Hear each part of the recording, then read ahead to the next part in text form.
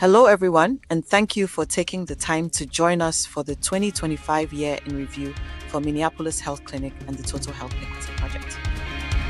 2025 was a challenging year for healthcare, and especially for nonprofits. Political shifts, economic pressures, and reduced grant availability affected many organizations.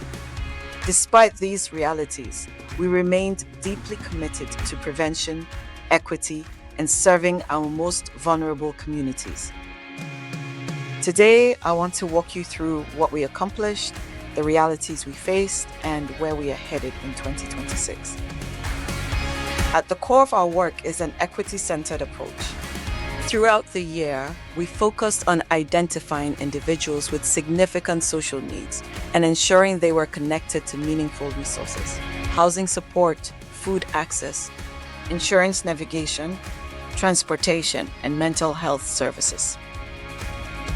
This approach extended beyond the clinic and nonprofit. I carried this same lens into my inpatient clinical roles at Fairview and North Memorial, ensuring hospitalized patients were also supported in addressing social determinants of health. In 2025, we continued strong community partnerships and education initiatives. In January, we sustained our mammography partnership with Odam Clinic to promote early breast cancer detection among underserved women. In March, I delivered a keynote at the Liberian Women's Conference, addressing unemployment, digital literacy, sustainability, renewable energy, and the growing role of artificial intelligence, equipping immigrant women with tools for a changing world. Throughout the year, we partnered with the VA programs, Minnesota Medical Association, and Department of Public Safety to distribute gun safety locks and provide suicide prevention education. We also delivered ongoing education on sustainable lifestyles, nutrition, exercise, sleep, stress management, and preventive care. Liver disease screening remained a year-round priority using FibroScan, coupled with counseling and referrals. In July, we provided culturally grounded education at the Ghanaian picnic. In August, we delivered cardiovascular education and hypertension screening at the Beyond Golf tournament.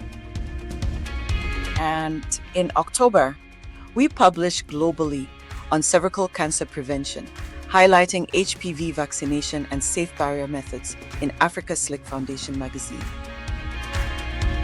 Our commitment to vulnerable populations remained unwavering.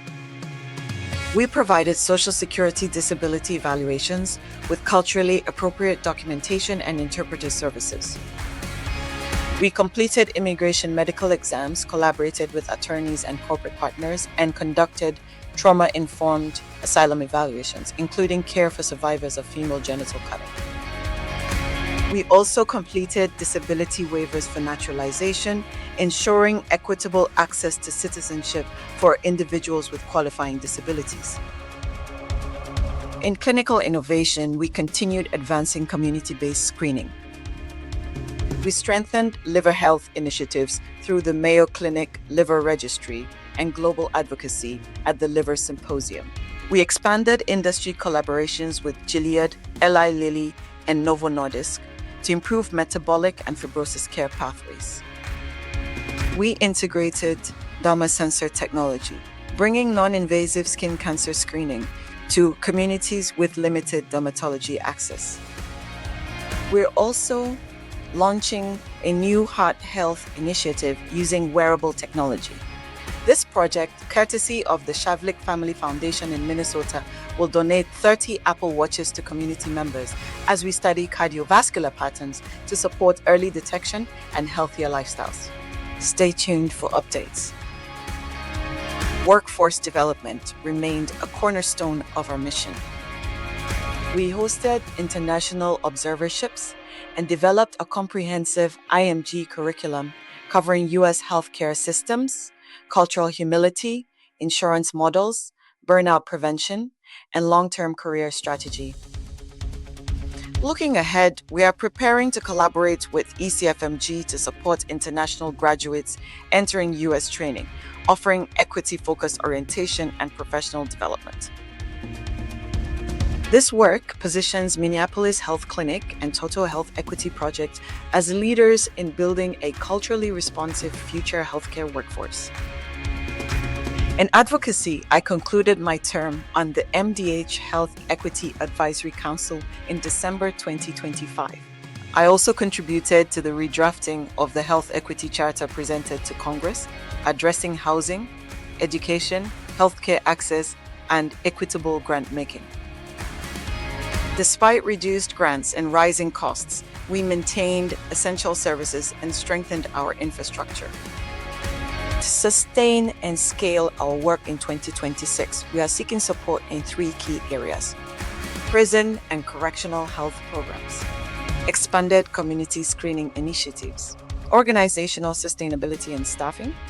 These investments will allow us to continue delivering measurable, equity-driven impact.